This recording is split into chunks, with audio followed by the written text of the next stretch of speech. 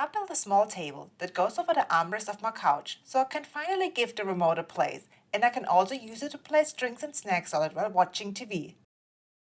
Do you want one too? Follow me and lessons anfangen. There's dirt on my hands, strong like a tree. There's roots where I stand. And we are back in the workshop. This time I have this beautiful piece of cherry lumber I like to use for this project. I won't need a whole board, but a little bit more than half. So let's start by cutting the piece to size. Look at this beautiful grain pattern. I still don't have my miter saw here, so I used my skill saw. To make the job easier, I used some insulation board I had laying around to raise up the piece of lumber, so I don't risk cutting into my workbench and the piece that I cut off won't fall on the floor. Here I'm cutting the pieces for the top and both of the sides. This will hold the table in place on the couch's armrest. They all need to be the same length, so I'm using the previous piece in the pen to trace the dimensions onto the next board before I cut it.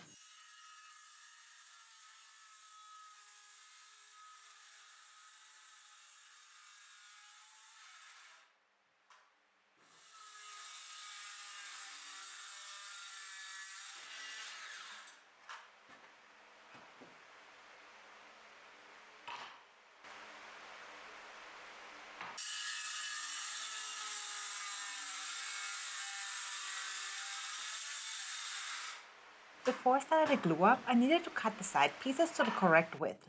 So let's put on some eyes and ears and use the table saw to do so. Also the pieces for the top needed some cleanup on the sides.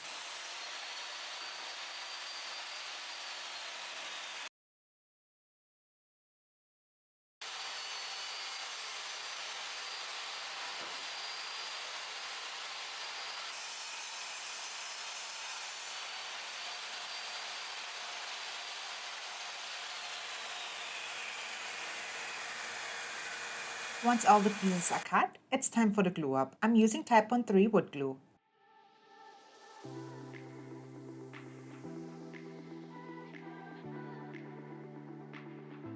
To hold the pieces in place, I'm using my pipe clamps. I repeated the same steps for all the other pieces.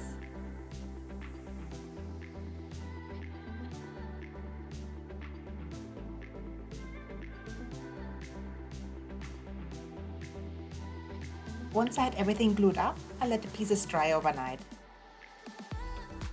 It's the next day now and it's time to take off all the excess glue. The easiest way to do so is to use the planer.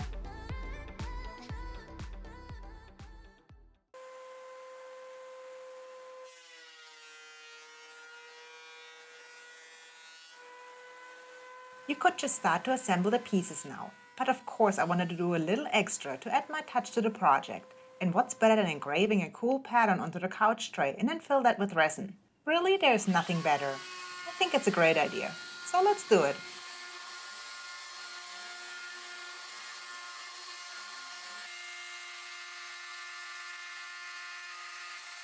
And that's the finished pattern I came up with. I really love greenery and I love to incorporate plants into my living room as much as I can. I think this ties the real plants that are scattered throughout my house into the living room, and I really like that look. For this resin pour, I can't go in my studio like I usually do, since I have projects in there that are in the way. So I will do the pour in my workshop.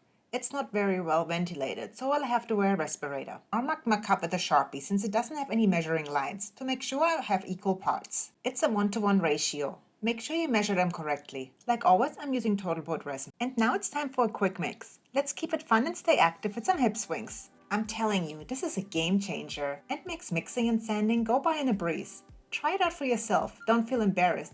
You might find yourself doing it and start giggling a bit, overcome with a feeling of joy.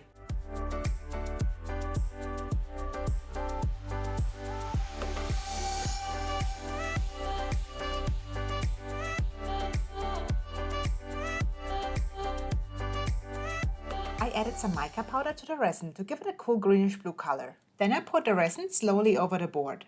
The nuance is on slow here. You want to give the resin opportunity to fill in all the gaps by itself and not trap any air bubbles underneath it. Once all the gaps are filled, let the resin dry for at least a day. It's a few days later now, and this is how the resin looks. The easiest way to remove the excess is to use a planer. I took off a few thin coats just to expose the wood to make it easier to sand the resin smooth.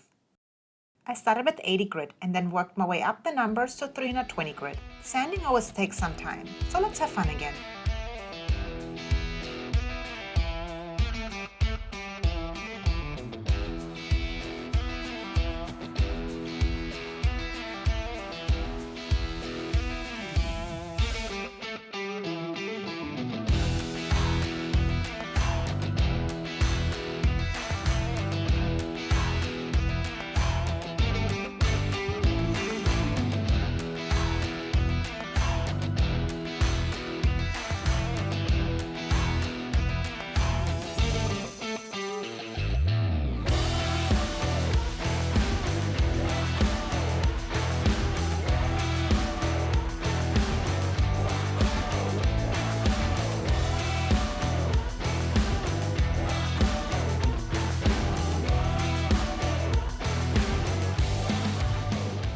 All done, nice and smooth, and now it's time to assemble.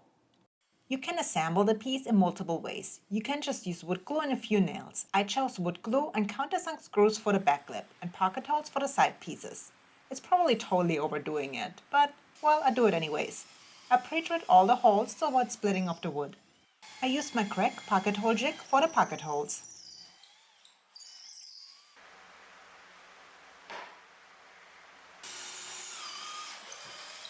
I added 2 pocket holes on each side. Pocket holes are known for moving the wood piece the last second, so make sure you secure it before you screw it. That was a pretty quick assemble. Now it's time for the finish. Like always, I'm using liquid hydration wood oil. Once that's dried, I will apply a thin layer of Moose Magus wood butter.